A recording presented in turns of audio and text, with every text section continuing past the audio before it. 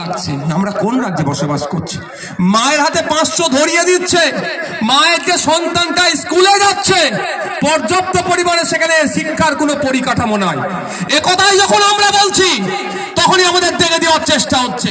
এই বাচ্চারা যারা এখানে আছেন, মায়েরা আছেন, বাড়িকে যদি বিশ্বাস নয় দেখে নেবেন আপনাদের ছেলের ভবিষ্যৎটা কোন জায়গায় গিয়ে দাঁড় করিয়েছে।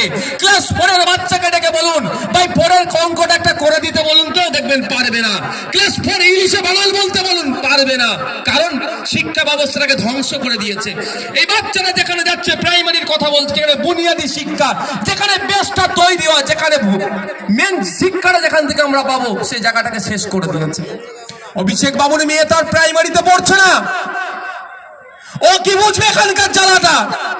ও তো অন্য থেকে হতেই ব্যস্ত হয়ে পড়েছে। পড়ছে তো আমার বাড়ির মেয়েটা, আমার বাড়ির সন্তানরা প্রাইমারিতে, জ্বালা ওই জন্য আমার বেশি লাগছে।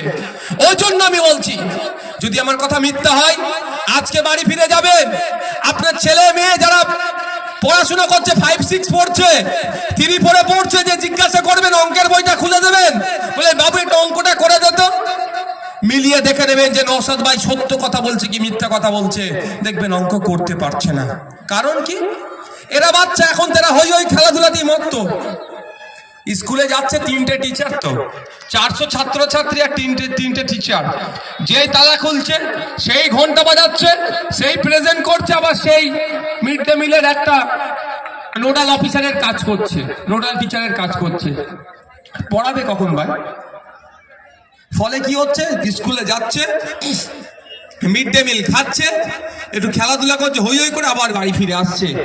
ক্ষতিগ্রস্ত কার বাড়ির ছেলেটা হচ্ছে? অভিষেক ব্যানার্জির বাড়ির ছেলে মেয়েটা হচ্ছে না, হচ্ছে আমাদের বাড়ির ছেলে মেয়েটা।